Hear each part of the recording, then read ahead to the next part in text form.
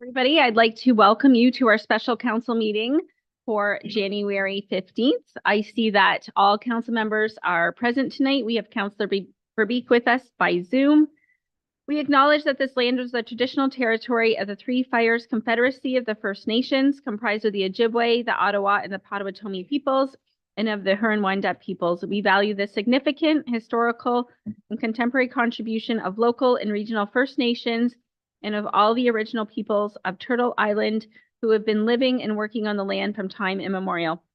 Any declarations of conflicts of interest from members of council? Seeing none, needing a mover and a seconder that the published agenda for January 15th be adopted as presented. Councillor Hammond and Councillor Mady, any questions? Seeing none, all in favor? And that is carried. We will move now to reports from administration. We have Ms. Rita Jabor here, a manager of planning services. So we will pass it on to Rita. Thank you. Welcome and Happy New Year. Thank you. And through you, Ms. Mayor, Happy New Year and welcome to all those in attendance. We're here tonight to have a special council meeting to consider official plan and zoning bylaw amendments to the Essex Sports Field lands. Now, normally, Town of Essex Council would be presented with a zoning bylaw amendment because Town of Essex Council is the approver authority over any amendment to the zoning bylaw. With an official plan amendment, the approval authority is both the Town of Essex and the Manager of Planning Services at the County of Essex. So because both processes involve a public meeting, we've decided to be efficient and to consolidate them into this one official plan and zoning bylaw special council meeting to consider both applications. Next slide, please.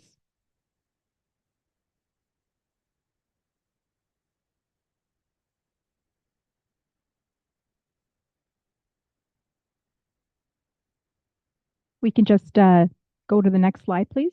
Thank you. So before we begin, we are just going to explain the purpose of this meeting.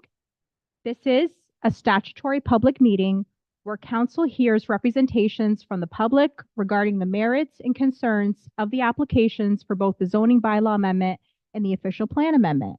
It's important to remember that tonight's purpose is simply to hear representation from the public, and it's not to make a decision on the applications. That'll come forward at a separate meeting. Next slide, please. Okay, so we are going to begin by giving just an overview of the subject lands, and we're going to begin by looking at the location. Next slide, please. The subject lands are town-owned lands, so they are owned by the Town of Essex, and that's an important matter to note as we go through the zoning bylaw amendment.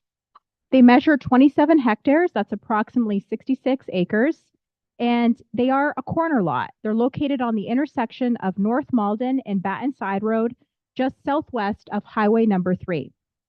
The lands are also located outside of the Essex Center primary settlement area. And this, again, is an important fact to note because the Essex Center primary settlement area is where the Town of Essex directs all its growth and all its development. And that includes residential growth, industrial growth, commercial growth, and any types of land uses such as recreational land uses, which help to support that type of land use activity. Next slide, please. So in this slide, you'll see that the subject lands are delineated with a black star. All the other lands that are bordered in between the dotted red lines and that have certain colors designated to them, that's what we refer to as the Essex Center primary settlement area. So that is where growth and development is directed. You can see that the subject lands, the area in white, are outside of that settlement area, close but outside of it. And this is a map directly from our zoning bylaw. Next slide, please. So here's an aerial map which includes some earth images. And you can see that the subject lands are a corner lot on the corner of North Malden Road and Batten Side Road, close to the Essex Center settlement area and close to Highway 3. In terms of the location, just delineated with a blue line there. Next slide, please. So now we're going to look at the land use designations, and this is the current existing land use designations for the subject lands. So because we're considering both an official plan amendment and a zoning bylaw amendment, it's relevant to look at both the County of Essex's designation under their own official plan and the Town of Essex's designation for their lands under their official plan. And for both, it's agricultural. The lands are designated agricultural, meaning any policies respecting the lands really pertain to agricultural uses and agricultural types of development. In terms of the zoning bylaw, we only have one, and that's the Town of Essex zoning bylaw, and that directs how the land is to be used. And the official zoning for the land is Agricultural District 1.1, which is your general agricultural zoning district, which permits all types of agricultural uses. Now, because the Town of Essex owns these lands, there are special provisions built into both the official plan and the zoning bylaw respecting uses. Specifically, Section 8.2A of the zoning bylaw states that the Town of Essex is permitted to use any lot in any zoning district for any municipal use subject to meeting building regulations for that district. So just because lands may be designated agricultural, if the Town of Essex owns the lands, they may use it for a different purpose than an agricultural use. Next slide, please. So in the next slides, we're going to look at more characteristics. Specifically, we're going to start with environmental characteristics because they are important when we're evaluating an application for a zoning bylaw or official plan amendment. We're going to begin by looking at any natural heritage features, and these include woodlots or areas for endangered species, habitats. And on the site, there are none present. The next thing we're going to look at are any areas of natural heritage features or natural environment that are located within 120 meters, because science tells us that that is the distance that endangered species could travel from habitat, and that's the distance that they could be impacted within. And when we do that, we don't see any areas of natural heritage feature or natural environment within 20 meters of the subject lands. The next thing we look at is whether the lands are located within the regulated area of the Essex Region Conservation Authority. And this is especially important for development because of flood-proofing measures and considerations. And the subject lands are not located within an area regulated by IRCA. The next thing we're going to look at is whether the lands are located in a highly vulnerable aquifer or significant groundwater recharge area. And this is important because if they were, it would have an impact on our drinking water. And thankfully, the lands are not located within an HVA or groundwater recharge area. And the next thing we look at from an environmental perspective is whether the lands are located within certain land uses that do have an impact on sensitive land uses such as residential uses because of any nuisances that may come about. So in this case, the subject lands are located close to the Essex Sewage Lagoons. That's a sewage treatment facility. The lagoons are located within the 400 meters, and our official plan says that development, specifically severances, residential subdivisions within 400 meters of the Essex Sewage Lagoons isn't permitted unless there are certain engineering studies done to ensure that there are no negative impacts to anyone who would reside in that residential development. So in this case, we have had opportunity to consult with the Ministry of Environment, who provides directions on matters such as these. And they don't consider the Essex Sewage Lagoons to be operating as sewage lagoons in the traditional sense. They consider the impact to be minimal. And as well, they are looking to the municipality to ask for any certain engineering studies if development is ever proposed, especially development that would be more sensitive in nature, and then we would evaluate from there. But in terms of impact of the Essex Sewage Lagoons, preliminary consultations have revealed that it isn't an impact. Next slide, please. So now we're going to look at how the property is serviced. So in terms of the existing infrastructure, there is a municipal water main that's available along North Malden and Batten Side Road, meaning that there are opportunities to connect for municipal water services for any future development here. There isn't any municipal sanitary or stormwater connections available along North Malden Road and Batten Side Road, but there might be opportunities to extend servicing as well. North Malden Road is a paved road that is owned and assumed by the town of Essex. Batten Side Road is a gravel road that is owned and assumed by the town of Essex.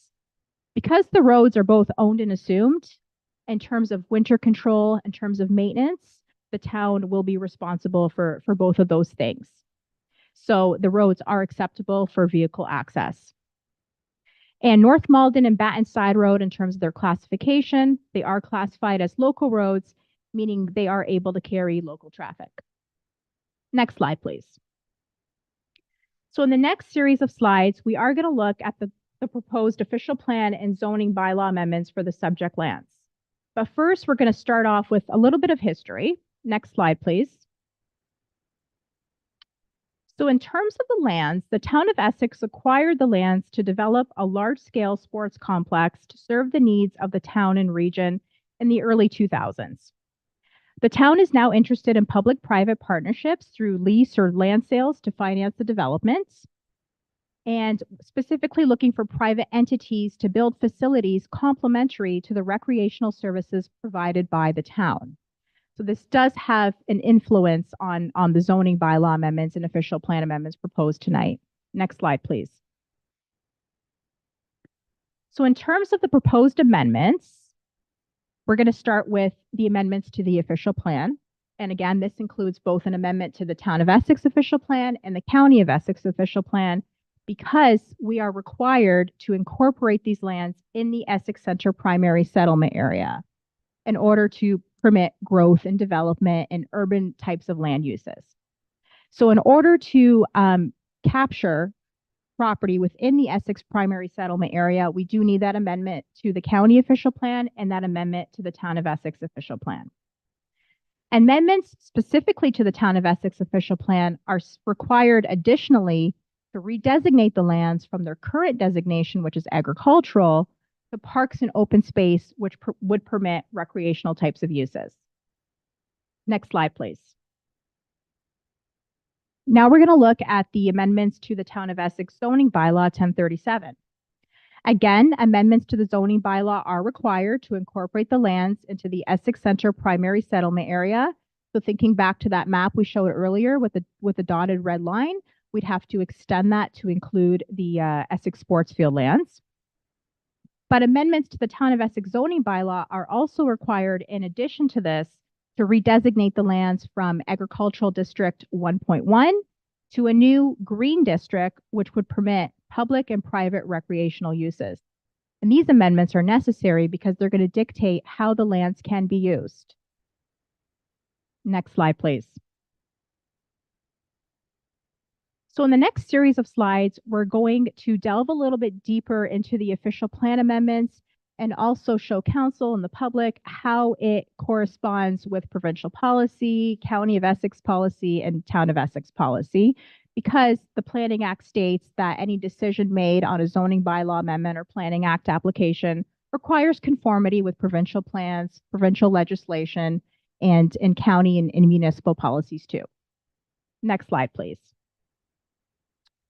So we're going to begin by looking at settlement areas.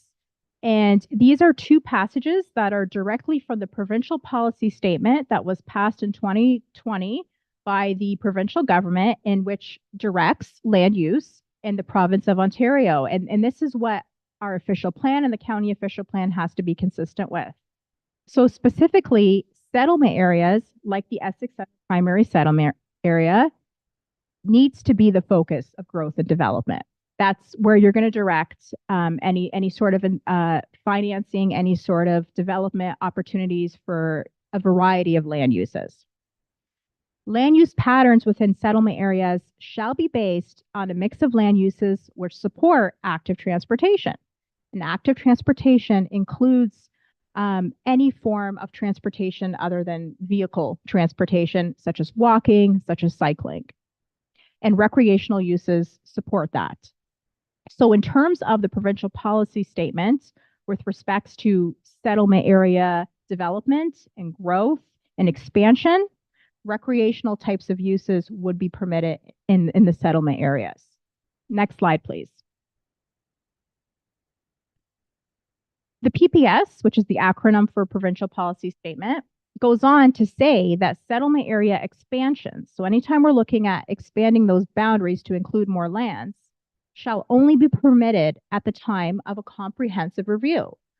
Comprehensive review is a very rigorous exercise that is undertaken by both the County of Essex and the Town of Essex every 5 years to determine if the municipalities need any more additional land for their population, to accommodate employment, and any supplementary land, obviously, to ensure that the community is healthy and livable. So thankfully, we are going through a comprehensive review at the moment with the County of Essex, and that is nearing completion. So it is prime time to consider any amendments to our settlement area boundaries. Next slide, please. So because settlement area expansions can have an impact on prime agricultural areas, the PPS does provide for a series of tests that a proposal has to meet in order to satisfy requirements for settlement area expansions. Prime agricultural areas are areas where the best class of soils predominate. So in the Town of Essex and in the County of Essex in general, all the agricultural land is considered prime agricultural land. It's the most suitable for growing a variety of crops.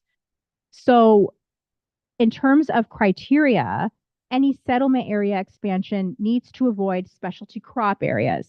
And specialty crop areas are areas in your agricultural area that are delineated and that are different than other agricultural lands because they are located in an area and can yield a special crop, such as viticulture or orchards.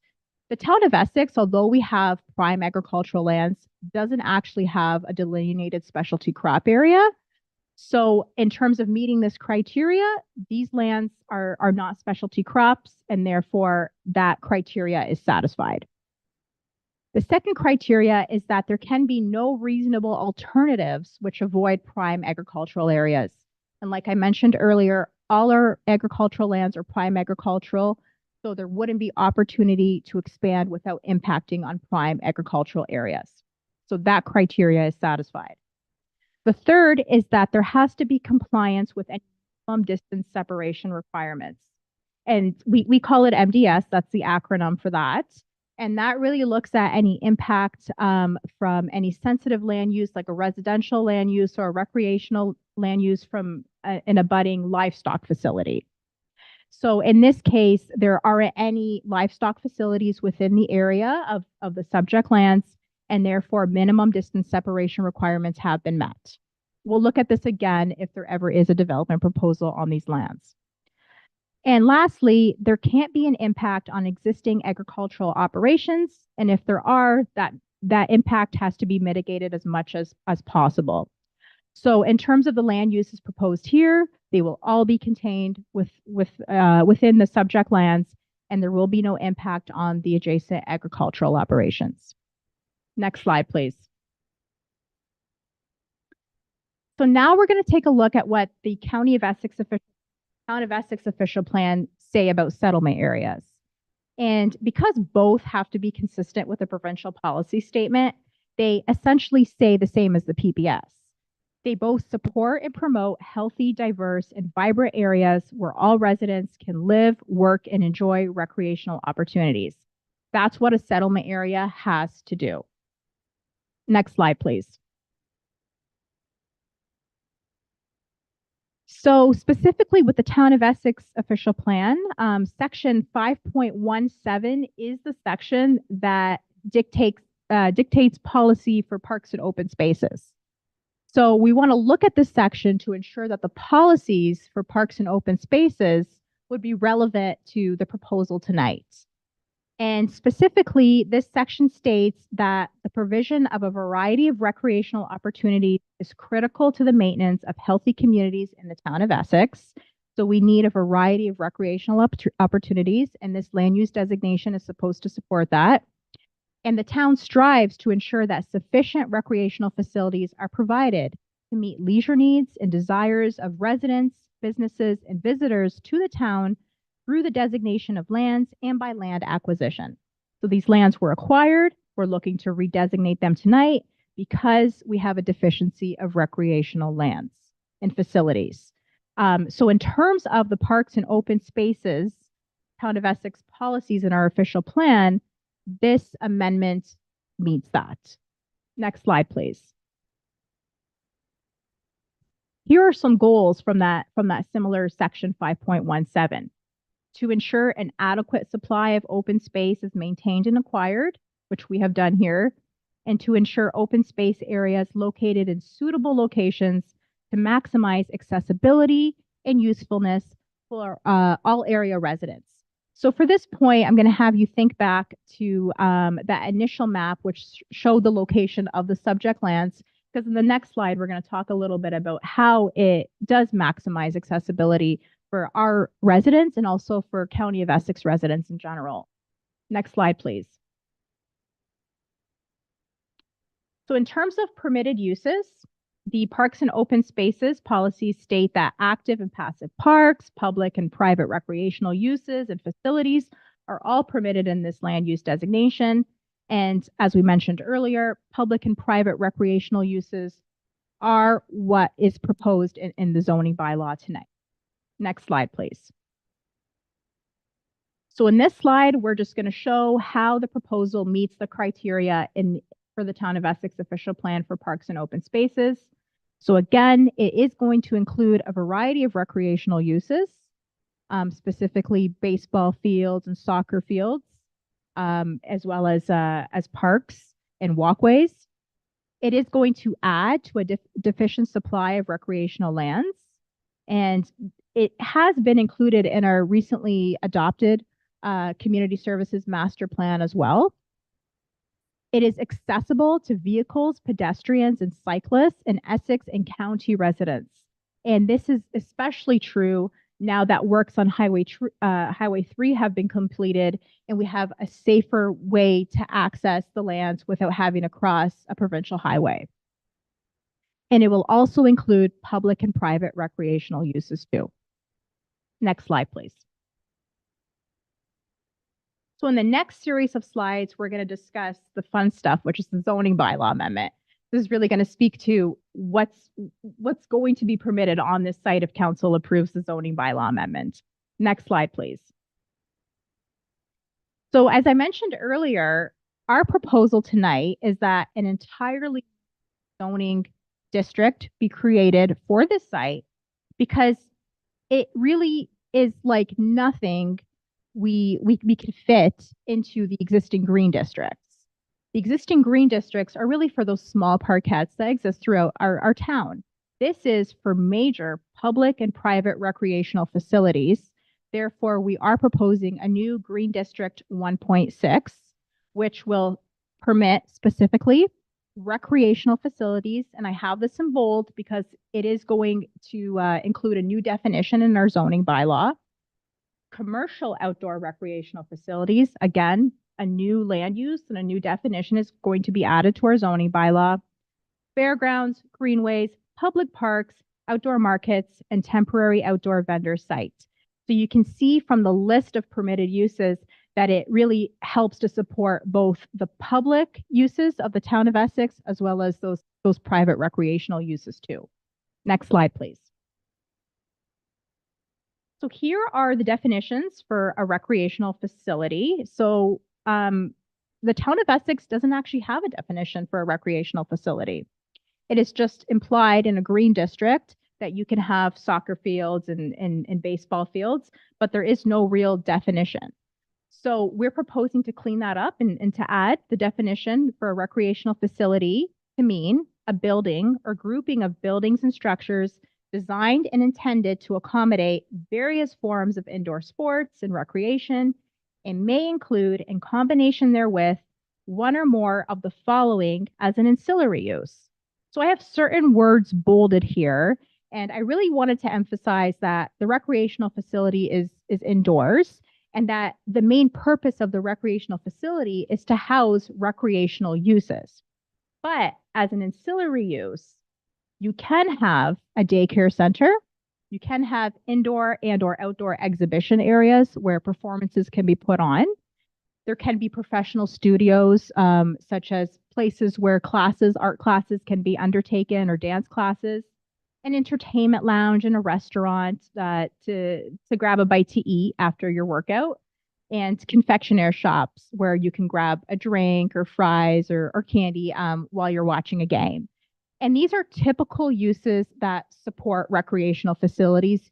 You see them at some major facilities that you would go to in the county, such as the Nature Fresh Center in Leamington or the WFCU Center in Windsor. But these aren't the primary use of the building. The primary use is the recreational use. Next slide, please. Here is the definition for a commercial outdoor recreation facility. It's to mean a lot or part of a lot, with or without buildings, used for commercial recreational purposes, but shall not include a campground. It may include, in combination therewith, one or more of the following as an ancillary use. So again, we have certain words that are bolded to help understand the proposed definition. So unlike a recreational facility, a commercial outdoor recreational facility doesn't have to have any buildings. When you're thinking about this type of use, think about a golf course. The main purpose is for recreation, but there is a commercial element. It is for profit, unlike a recreational facility that may be outdoors, that may be run by the town of Essex. The reason why we've excluded a campground is because camping is considered leisure and camping is considered recreation. It could technically fit into this definition, but the objective of these lands is for recreational uses that aren't camping related. So we wanted to make that clear in the definition. In terms of the ancillary uses, again, these are not the main uses of the property, but they are meant to support the main use. And these can include, again, a confectionery shop, an entertainment lounge, such as a restaurant, and retail stores, such as pro shops that are customary to golf courses. Next slide, please. So we do need to build zoning regulations to support permitted uses. And in terms of the proposed zoning regulations, we have to look at a minimum front yard depth, a minimum side yard width, a minimum rear yard depth, and a maximum height. And we have reviewed the current regulations for this zoning district, and we feel that the current regulations are satisfactory. They're going to be characteristic of what you would normally see in the area. You still have agricultural uses in the area, and there's still going to be buildings that are a maximum of 50 feet. So we decided to just keep a status quo in terms of the zoning regulations for maximum height, and that's 15 meters. Minimum rear yard depth, which is 25 feet, and it's also based on the height of the building. Minimum side yard width, which again is 25 feet and also based on the height of the building, as well as minimum front yard depth, which is 25 feet. We do have a minimum lot area because you do need a benchmark when you're considering any severances of land. And our minimum proposed is 20 square feet, 20,000 square feet, which is 1,850 square meters. And again, that is simply a benchmark. Minimum lot area is really going to be based on the proposed use. Next slide, please. So with any official plan and zoning bylaw amendment, we do have a number of agencies that we have to consult with as per regulation. And we also have to circulate any property owners within 120 meters of the subject lands. We went above and beyond here because it is an amendment involving Town of Essex lands. And we did post notice not only to everyone within 120 meters, but also we posted notice within the Essex Free Press and Harrow News and on our social media pages in order to get a wider public notice. Next slide, please. So in terms of the comments we received from agencies, because these lands are close to Highway 3, we circulated the Ministry of Transportation. And they did return comments, and specifically, they didn't have any issue with the proposed development.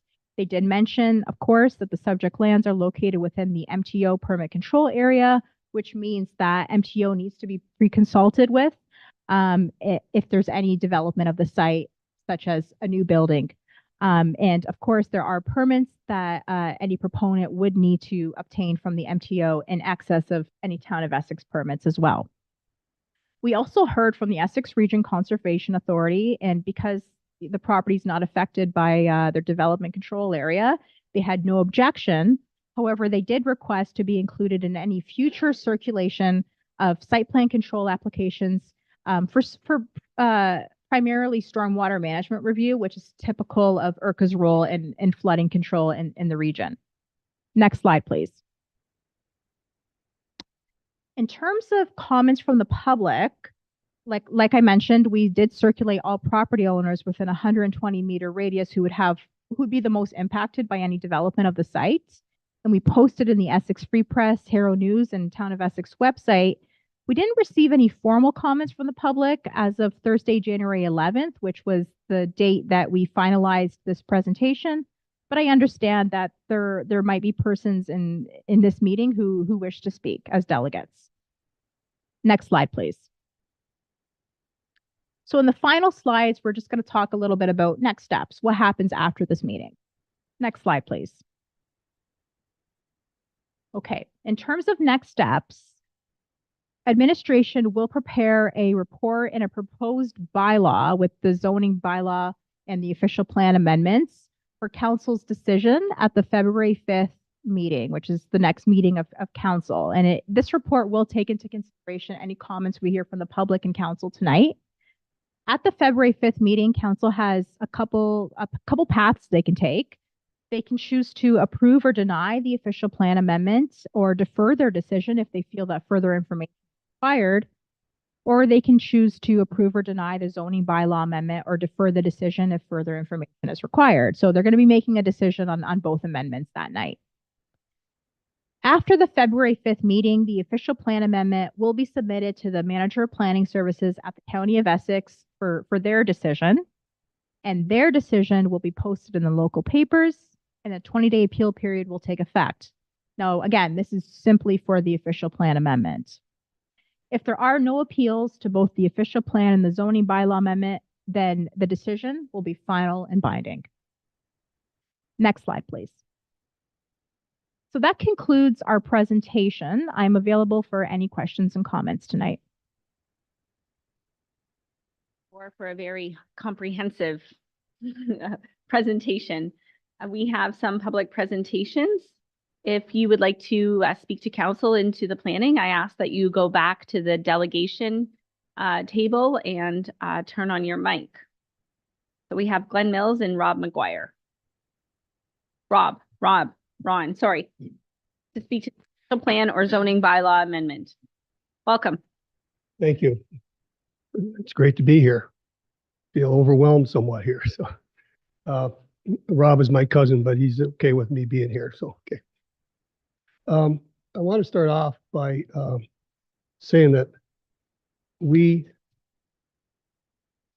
endorse and support the plan that has been described on the recreational lands that you've called, okay? We're all for it. And to do that, I want to concentrate on the term of branding. It doesn't matter who I am, whether it's Rob or Ron or whatever, but it's who I represent. It is important to this discussion. Since I was a teenager, I've been very active in playing for and coaching travel team sports of a variety of nature in places like Essex and Bell River and Tecumseh and Windsor. So I understand the culture of travel teams and competitive teams when they go out of town, when they arrive in places, and what the amenities that you're supposed to support. In addition to that, I've worked in the management role for 3 very successful local companies in some of the high-tech area, And in addition to that, in the last 25 years, I started a safety business. And it's a successful business, or my son wouldn't have bought it from me. And he did. So that means that I'm now semi-retired. And if you can tell by the gray hair, I'm also a senior. That tells me, though, that I also understand the mindset of senior citizens and the kind of recreation that they would look to. I'm thinking immediately of things like pickleball and things like that, less aggressive type of things from some of the other sports that I played when I was younger. In this branding area, I'd like to comment on 3 specific teams of brand, okay? The first one I'd like to comment on is the Essex 73s. Now, the Essex 73s, probably most of the people in this room have known somebody who's played for, perhaps a family member with the 73s, a bit of an icon in the local sports scene. My family and friends are well connected to the 73s, so they have a very good brand. When they play their home games, they play at the Essex Arena. Another team that I'd like to comment on is the Essex Ravens. Now, I happened to be on the notice on the radio this afternoon when I was listening that Glenn Mills was being interviewed because he's a local guru in football. Essex Ravens football team have, in their time that their existence under Glenn's direction, have put through 5 players in the NFL, 15 players in the CFL. Over 1,400 players have gone through the program and have got scholarships from it. So it's a pretty successful organization. When they play their home games, they play in Windsor. The third group that I'd like to comment on is Christine Sinclair and the women's Canadian soccer team. I believe that the future of a lot of in the areas are going to be affected by things like that. She's certainly an icon, and the team itself is having a big impact. My observation, because we do a lot of safety for new Canadians have a tendency to come over and they play games like soccer. And that's just simply the nature of the demographics. That being said, I'd like to recommend a brand for the town of Essex, that you consider this in expanding the recreational facilities for the volleyball and the pickleball and the football and other sports that are part of your zoning recommendation. My recommendation is that your brand be Welcome to Essex. Thank you. Just turn this off now. Yep. Thank you, Ron. Mr. Mills, any comment on the official plan or zoning bylaw amendment? We want to collect comments. Sure. To Tremendous presentation. It seemed to have changed drastically since the initial pictures that, I mean, just listening to the presentation in regards to sports fields and things like that and all the other things that came about. So it kind of caught me a little bit off guard, but I just quickly want to touch on, you know, I think that right now, you know, I don't know why it's taken 2.5 years to get here where we're at right now in regards to zoning as recreational. You know, I know there was a letter of interest that went out in regards to wanting to do some work, private sector or private groups wanting to do some work in the town of Essex. But it's very, very difficult when you approach people that have a lot of money that want to do this and they say, Glenn, it's not even zoned properly. How can we possibly do that? And I didn't know that for quite a while until one of the guys who had a ton of money actually told me that. So, I mean, it's hard. We had an extensive plan. We met with many, many groups. We've talked about a lot of different things in regards to building a stadium, doming it over, having a restaurant, being able to do pickleball inside, being able to do volleyball inside, many, many things. But then I did take a step back in regards to when I was running for council because it was a conflict of interest and I thought that would be the best thing to do. And then it kind of stalled for a while because they were doing some stuff with the highway and different things like that. So we hadn't heard anything back. And now we're to the point where, I mean, again, did we submit a letter of reference? No, we did not. And simply because it's very difficult, again, to approach multi-million-dollar guys who want to invest a ton of money when it's not even deemed the place that you can build on. It's just not going to happen. If anybody can do that, please, like, let me know because So every, Mr. Mills, tonight, we're speaking to, comments to whether or not you're in support of. I am in support of it. Absolutely. I would love to see some type of recreational complex. I mean, again, that which includes everybody. Essex is growing drastically in regards to the population over by Canadian Tire and all the houses going in. And the sports facilities here, let's be honest, they're poor at best in regards to kids. You know, I've been invested 35, 40 years coaching kids in this town in Windsor and Essex County. I mean, they deserve it. This town deserves it. And we had one shot to get this right. You know, you look at Amherstburg, they built that beautiful complex. The field is, yeah, it's a turf field, but the lights are too close to the thing. There's no lines painted on it. It's a mess. You can't do anything with it. You know, so you got one shot at this. We got to make sure we know what's going on. I asked council to seriously go back and ask the administration, what do we want to do there? What do we want to do for the kids in this town and the surrounding areas? Because that's the most important thing. You want to keep them out of trouble? I think, Mr. Mills, That's what I asked. that's a separate Okay, conversation. that's fine. That's all I have to say. Separate It's just, conversation. you know, I do support it. It seems to have changed drastically since we initially started the conversations. Thank you. Is there any further comments from members of the public? You can speak. Okay. Comments from council members to the presentation or to our delegates to the presentation? Okay, seeing no comments, needing a mover and a seconder that the presentation by Rita Jabor, Manager of Planning Services, and the correspondence be received from circulated agencies. Needing a mover and a seconder, moved by Deputy Mayor, supported by Councillor Verbeek. Any further questions? All in favor? And that is carried. Need a mover and a seconder that the delegation by Mr. Mills and Mr. McGuire be received as well. Needing a mover and a seconder, Councillor Hammond and Councillor Mady. Any questions? Seeing none, all in favor.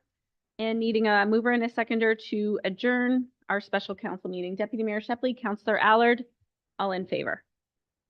Okay, we'll be back at our regular 6 o'clock meeting.